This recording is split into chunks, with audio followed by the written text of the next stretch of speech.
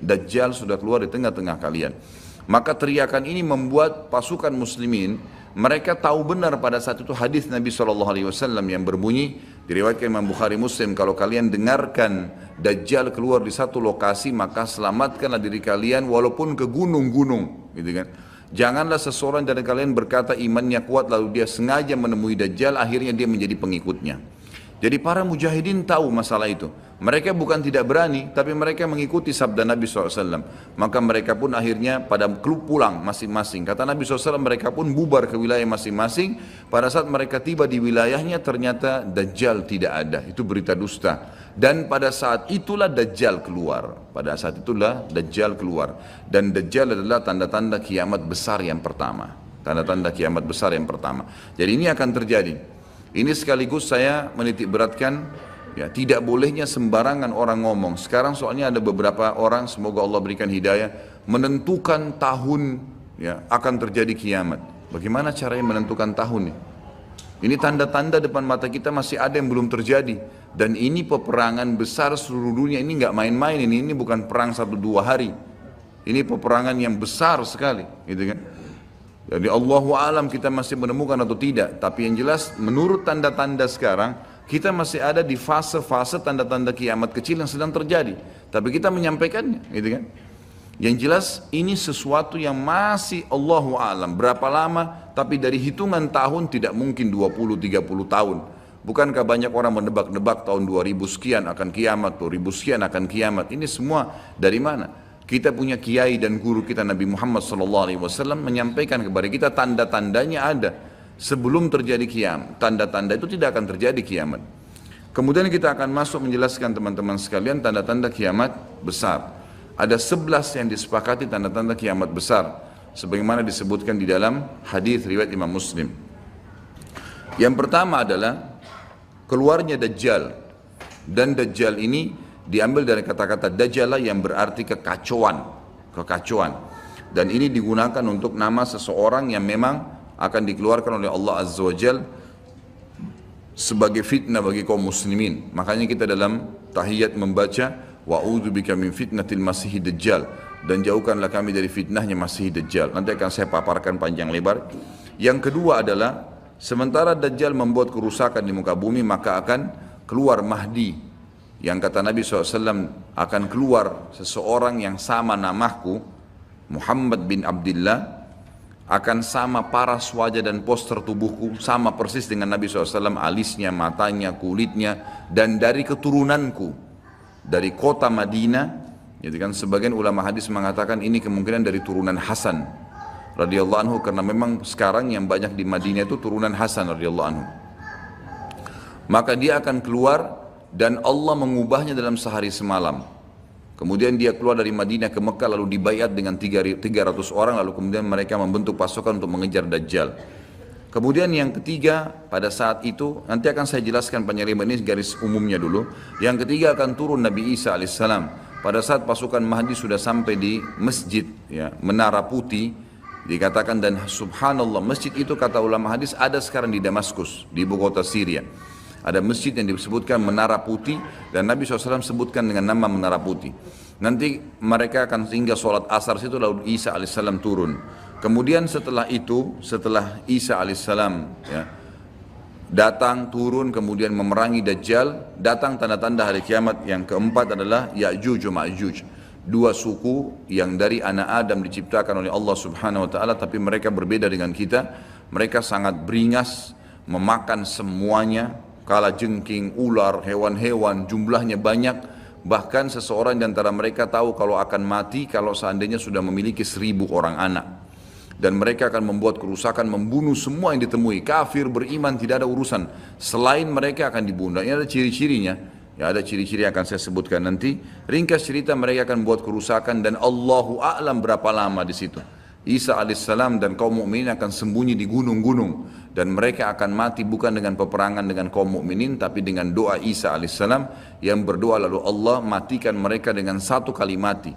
Maka semua miliaran orang yang Ya'juj ini mati tiba-tiba. Kemudian Isa alaihissalam pun berdoa kepada Allah agar dihilangkan jenazah mereka, karena seluruh bumi ini dipenuhi dengan jenazah mereka. Sampai disebutkan dalam hadis mereka akan turun di sebuah sungai, Tibriyah di wilayah Syam. Mereka minum sungai tersebut. Orang terakhir mereka datang sudah nggak temukan lagi ada airnya, saking banyaknya jumlahnya.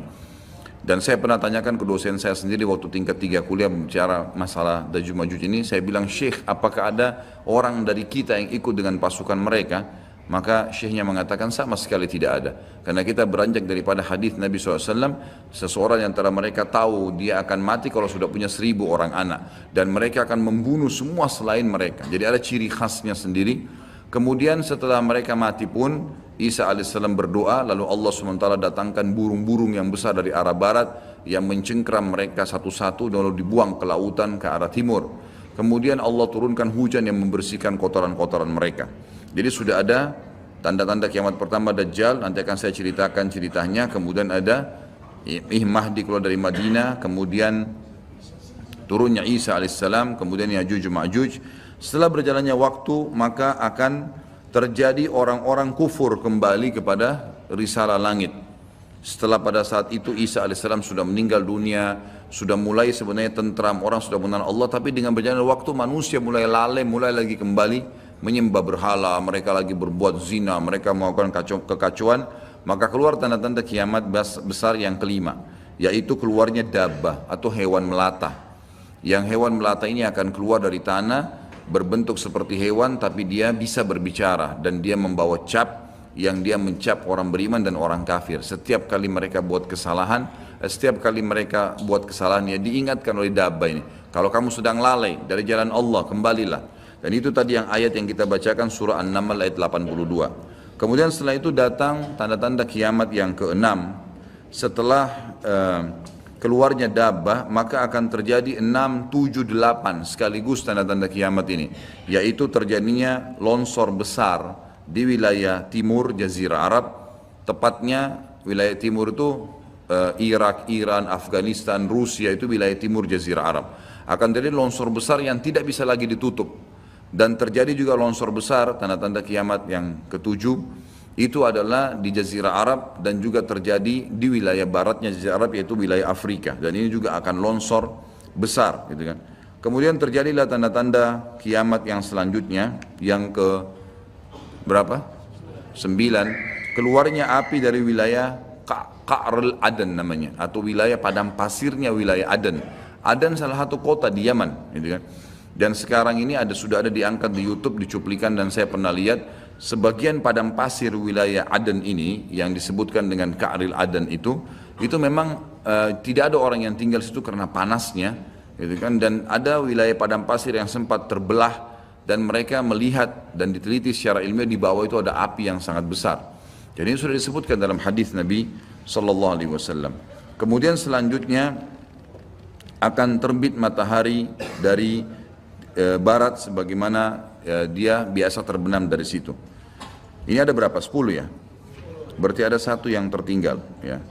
Iya, keluarnya asap, maaf. Jadi sebelum terjadinya longsor 6, 7, 8 tadi, yang keenamnya itu adalah kelihatannya kabut. Di seluruh muka bumi ini akan terjadi kabut yang menutupi bumi ini, dan semua dunia ini akan melihat kabut itu dalam beberapa waktu.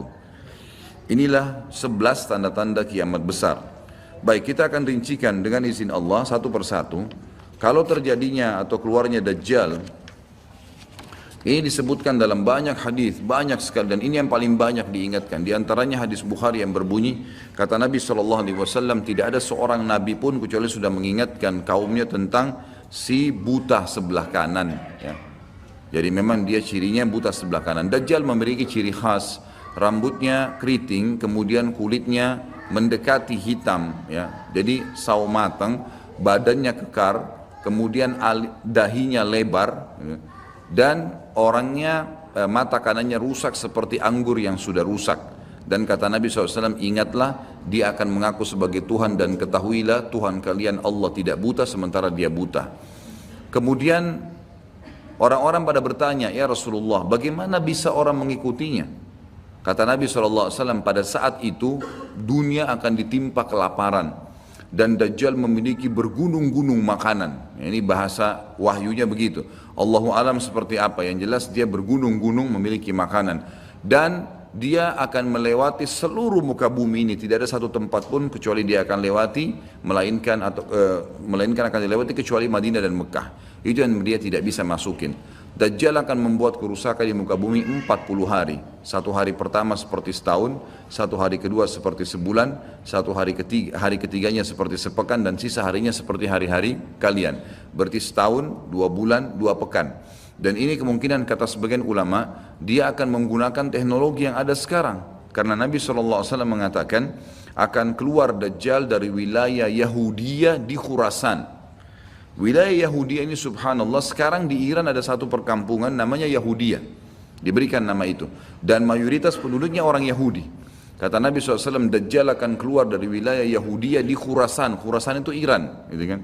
Dan sekarang ini sudah ada, semua ini ada. Tidak mungkin salah sabda Nabi SAW. Dikatakan akan keluar dan diikuti dengan 70.000 orang Yahudi. Dan sebagian ulama hadis mengatakan pada saat itu teknologi sangat canggih seperti sekarang, lebih canggih lagi, gitu kan? Sehingga Dajjal mengelilingi muka bumi ini dengan 1 tahun 2 bulan 2 pekan itu sudah kelilingi seluruh dunia. Dan setiap kali kata Nabi SAW dia memasuki sebuah wilayah dan orang-orang beriman padanya, maka wilayah itu akan subur, turun hujan dari langit. Perekonomian mereka, ya, perkebunan, peternakan semua akan subur. Dan setiap wilayah yang ditinggalkan oleh Dajjal tidak mau beriman, maka akan susah, hujan tidak turun dari langit, hasil mereka mengurang dan seterusnya. Jadi memang ini sabda Nabi SAW disuruh kita menghindar, bukan melawannya. Dajjal akan terus membuat kerusakan di muka bumi dan banyak sekali pengikut-pengikutnya. Kata sebagian ulama hadis, beritanya akan merambak sangat cepat dan banyak pengikutnya karena menggunakan media. Kemungkinan menggunakan media kayak kisah sekarang merambat luar biasa, mudah ditangkap informasinya. Dajjal akan dikenal oleh orang-orang, Jadi orang-orang akan banyak yang tidak beriman sama Allah, yang munafik, semuanya ikut. Termasuk ada yang mengaku Islam tapi munafikin menjadi pengikutnya Dajjal. Ya. Kemudian Dajjal akan keliling terus di muka bumi sampai dia tiba di Madinah. Yang diceritakan kota Madinah. Dan dia tidak bisa memasuki kota Madinah karena di setiap pintu gerbangnya ada malaikat yang menghunuskan pedang. Ada 2 malaikat yang menghunuskan pedang dan menghadangnya. Maka Dajjal pun tidak bisa masuk. Allahu alam bagaimana ini terjadi, tapi ini sabda Nabi SAW. Lalu Dajjal pun mencari gunung tertinggi yang ada di sekitar perbatasan Madinah. Sebagian ulama yang pernah saya tangkap bahasa mereka mengatakan batas Madinah yang paling mudah dijangkau dan masuk adalah Wadi Aqiq. Wadi Aqiq sebuah lembah yang kebetulan dulu berada di depan kampus kami. Jadi di situ dianggap kalau sudah keluar dari situ berarti sudah keluar dari wilayah haram itu sendiri. Allahu alam, ini ijtihad tentunya. Tapi yang jelas Dajjal akan naik ke atas sebuah gunung, kemudian dia berkata kepada para pengikutnya, apakah kalian melihat istana putih itu? Maka mereka semua melihat ke arah Masjid Nabawi. Lalu mereka mengatakan iya. Kata Dajjal, itulah istananya Muhammad yang aku tidak bisa jangkau. Dan subhanallah sekarang Masjid Nabawi warnanya seperti istana putih, gitu kan? Tanpa disadari dengan menggunakan marmer putih besar. Begitu juga dengan perluasannya nanti. Memang kalau dari kejauhan seperti istana yang sangat mewah, gitu kan? Ringkas cerita, Dajjal pun akhirnya sebelum pergi, dia sempat menyentakkan kakinya, kata Nabi SAW, sehingga membuat terjadilah gempa di Madinah dan membuat seluruh orang munafik di Madinah keluar jadi pengikutnya. Jadi gempa dan hanya tinggal di sana orang-orang beriman.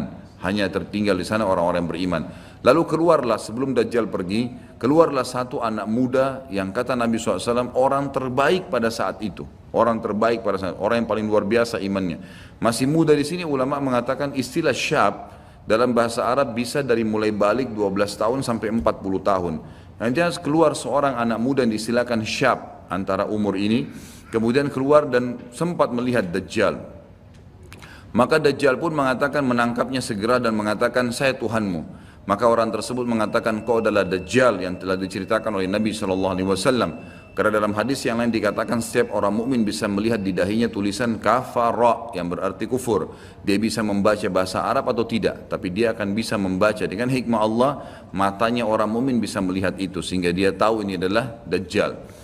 Kemudian Dajjal pun mengambil gergaji dan membelah 2 dari kepala sampai kemaluannya sehingga anak muda itu terbelah 2 dan Dajjal melewati tengah-tengahnya dan seluruh pengikutnya bersorak-sorak. Lalu Dajjal berkata, bangkitlah, bangkit kembali bersatu. Lalu kata Dajjal, apa kau sudah yakin saya Tuhanmu? Maka Dajjal mengatakan, maka anak muda itu mengatakan, justru saya tambah yakin kau adalah Dajjal. Setelah itu dia berusaha membunuhnya tapi dia tidak mampu lagi. Allah sudah selamatkan. Maka Dajjal pun meninggalkan lokasi tersebut. Lalu puncaknya Dajjal menuju ke Palestina. Dan dia akan bermarkas di sebuah tempat namanya Babulut. Babulut dalam hadis. Subhanallah, sekarang ini sudah ada kota di Israel yang mereka rebut wilayah Palestina, sebuah seperti kecamatan, ya, kalau yang saya tangkap, saya pernah ada cuplikannya, itu ternyata diberikan nama Babulut oleh orang Yahudi. Dan ini disebutkan dalam hadis dengan lafaz itu Babulut, ya, Bablut, gitu kan. Ini subhanallah saya lihat cuplikannya Babulut, gitu. Ini luar biasa ini, seperti sabda Nabi SAW. Dan sekarang mereka lagi fokus membangun, menjadikan wilayah itu wilayah yang paling mewah di Israel. Subhanallah, gitu kan. Dajjal akan menuju ke sana, dan sementara dia menuju ke sana, setiap wilayah yang dia lewatin, salah satunya disebutkan dalam hadis Bukhari adalah dia akan melewatin satu wilayah yang sangat banyak masyarakatnya. Ya Allahu alam ini di mana? Apakah di wilayah Cina? Apakah di pokoknya masyarakat komunitasnya paling besar. Kita tahu sekarang Cina sama India ini tempat yang sangat luas. Banyak masyarakatnya, dia akan melewati wilayah yang banyak masyarakatnya, lalu kemudian dia berkata kepada pemimpinnya, Allahu alam, ini presiden kah, raja kah, kepala suku kah, dia akan berkata bahwasanya saya Tuhanmu. Maka orang itu mengatakan, apa buktinya kau Tuhan saya? Dia bilang, bagaimana kalau saya hidupkan kedua orang tuamu? Apa kau akan percaya saya Tuhanmu? Maka orang itu berkata, tentu saja. Ada Dajjal, tunjukkan kuburannya, ditunjuk kuburannya, lalu Dajjal mengatakan, keluarlah. Maka keluarlah orang tuanya dan berkata ibu ayahnya, ikutlah pada orang ini karena dia adalah Tuhanmu. Maka akhirnya kepala suku atau kepala negara itu pun menyatakan ikut, dan seluruh masyarakatnya ikut. Jadi luar biasa, miliaran orang jadi pengikut Dajjal pada saat itu. Maka Nabi SAW sudah membongkar buat kita itu, berkata apa?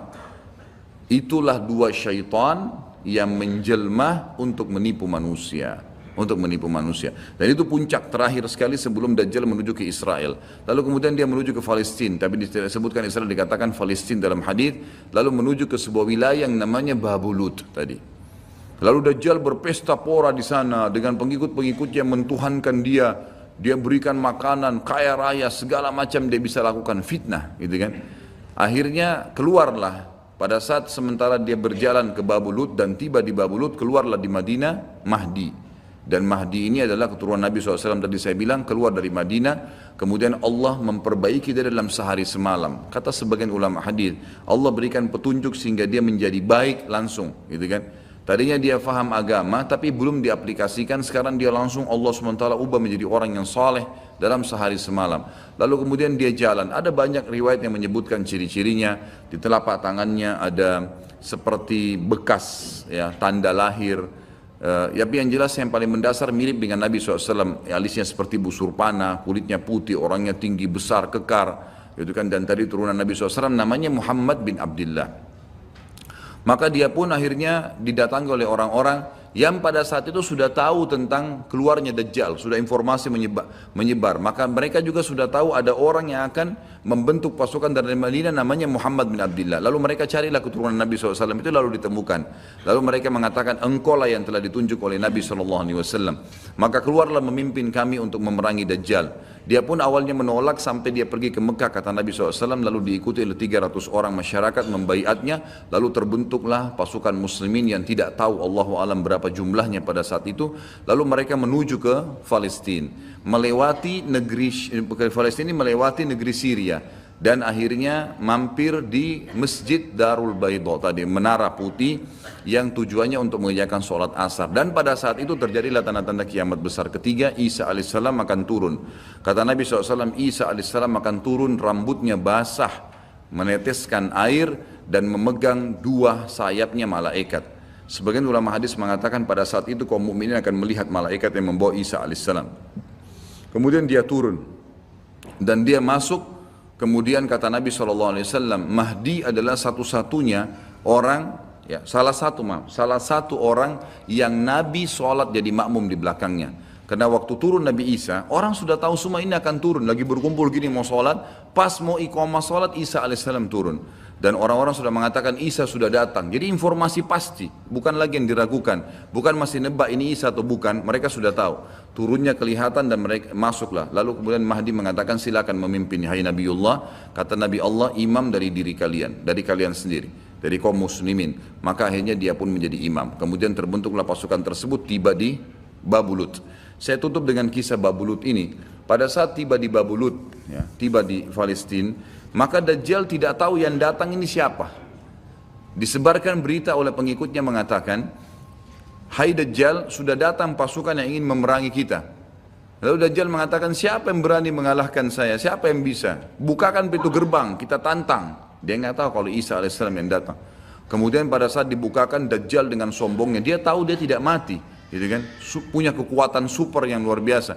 Begitu dibuka pintu gerbang, dia sengaja nunggu di pintu gerbang untuk menunjukkan, mendemonstrasikan kemampuannya di depan para pengikutnya. Ternyata waktu dibuka pintu gerbang, Isa alaihissalam di depan pasukan muslimin. Dan akhirnya begitu melihat Isa, dia coba melarikan diri dan badannya meleleh seperti melelehnya lilin, gitu kan? Jalan terus meleleh sampai akhirnya Isa alaihissalam mengejarnya sambil mengatakan, wahai musuh Allah, sudah saatnya kau mati. Diletakkan di tanah, ditekan oleh Isa alaihissalam, lalu kemudian ditombak di antara dua matanya dengan tombak emas, yang akhirnya membuat Dajjal mati. Pada saat itu pun Yahudi mengetahui masalah itu, sehingga mereka menyebar. Ya, mereka menyebar dan Isa alaihissalam sudah tahu instruksi dari Allah untuk membunuh semua pengikut Dajjal. Maka semua pun pengikut Dajjal dari Yahudi ini menyebar di bawah pohon, di atas batu, dan semuanya akan berbicara mengatakan, hai muslim, ini Yahudi, bunuhlah dia. Maka semuanya pun dibunuh oleh kaum muslimin kecuali satu pohon, pohon garkat. Pohon garkat ini pohon yang punya duri dan buahnya pahit. Dulu di kuburan Baqi cukup banyak, ya. Sekarang subhanallah di Israel paling banyak ditanam pohon garkat karena mereka tahu bahwasanya itu tidak akan berbicara untuk menunjukkan siapa mereka. Jadi kebodohan orang Yahudi, tahu kebenaran ini tapi mereka tidak beriman. Makanya wajar Ibnu Abbas berkata dalam ghairil maghdubi alaihim, bukan orang yang durmuka adalah Dajjal, adalah orang-orang Yahudi karena kebodohannya. Maka pada saat itu pun dibunuhlah semuanya. Dan termasuk kata ulama hadis sebenarnya yang sembunyi di sekitar pohon garkat. Garkat ini tidak bicara, hai muslim, ini Yahudi. Tapi orang Islam pada saat itu kata ulama hadis mengetahui kalau ini pohon garkat. Mengetahui kalau ini pohon garkat. Jadi memang sudah punya gambaran. Sehingga walaupun sembunyi di pohon garkat tetap akan dibunuh oleh kaum muslimin.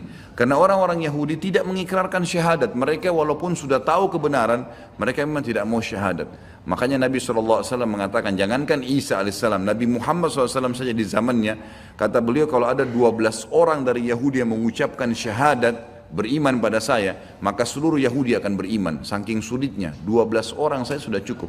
Tapi pada saat itu pun sama, walaupun dibunuh mereka tidak mau beriman kepada Allah SWT. Ini juga terjadi pada saat terjadi pembunuhan suku Quraidah. Jadi pada saat itu Nabi SAW mengepung mereka, diberikan kesempatan untuk taubat. Mereka tidak mau, akhirnya mereka menganggap kalau dibunuh oleh Nabi SAW, dibunuh oleh kaum muslimin, mereka akan menuju ke surga, gitu kan. Jadi mereka pasrah dengan dibunuh, mereka anggap itu akan menuju ke surga. Dan ini kebodohan, ya, ini kebodohan. Maka pada saat itu selesailah urusan orang-orang Yahudi ini, dan Isa alaihissalam akan memimpin di muka bumi selama, ada riwayat mengatakan 7 tahun, ada yang mengatakan 40 tahun. Membuat keadilan, dan Isa akan membunuh semua babi, menghancurkan semua salib, dan tidak ada rumah satupun kata Nabi SAW di muka bumi kecuali akan masuk ke dalam Islam, baik dalam keadaan mulia ataupun menolak, terhina. Jadi sudah tidak ada, seluruh muka bumi ini akan jadi Islam pada saat itu.